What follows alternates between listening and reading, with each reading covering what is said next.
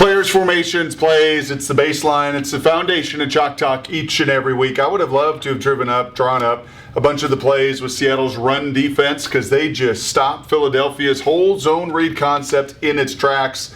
But I handled that on the radio on Monday. So instead, I'm going to give you the touchdown pass to Marshawn Lynch here in the third quarter because I think it best sums up both players, formations, plays, and also what Seattle's got to do down the stretch and into the playoffs, and that's score 7. Getting down into the red zone and finding a way to score touchdowns, because if they do that at any successful rate with their defense, with their run game, with their ability to move at 20 to 20s, this team's got a great shot to get back to the Super Bowl. How they scored 7 down in the red zone, how they took advantage of Philadelphia's fumble, well, it goes back to players, formations, plays. What you want to do with Russell Wilson, I hear this all the time on the Twitter, on the text toy, phone calls. Well, get him into space. When you're down in the red zone, give him a two-way go. Give him the opportunity to make plays with his feet and with his arm.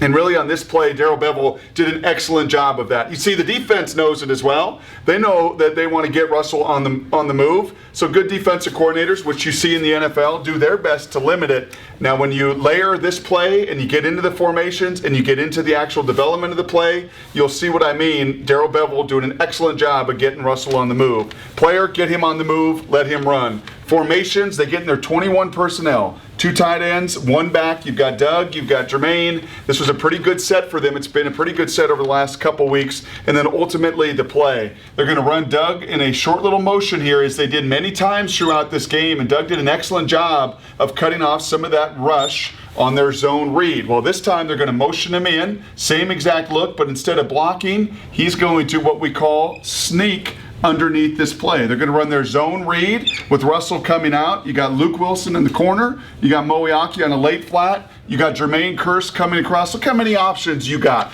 Look at the amount of field you've got to cover. So number 1, in the red zone, get your best player on the move. Number 2, what you ultimately want to do in the red zone when the field condenses is try to stretch it and push it as much as you can, utilizing every yard, and they do that. You've got 4 different options here. 1, 2, 3, 4 for Russell Wilson. Good sell, right? You showed this formation earlier. You showed this run earlier. They've got to play the run, and you get Russell Wilson with some nice space around him and his opportunity to serve a 1, 2, 3, 4. Now, you know what Philadelphia did? They covered every one of those outlets. So you want to know stretching 53 yards wide? Yeah, 53, sideline to sideline. And look at the stretch in this way. You attack, you flood this zone, you get 4 guys here. You stretch it sideline to sideline, and Russell Wilson, the awareness, not preconceived, not pre-designed, and not predetermined to throw this route. You have to let the whole play develop and unfold, go through your progression, and then ultimately, when you give him green grass and the opportunity to make a play,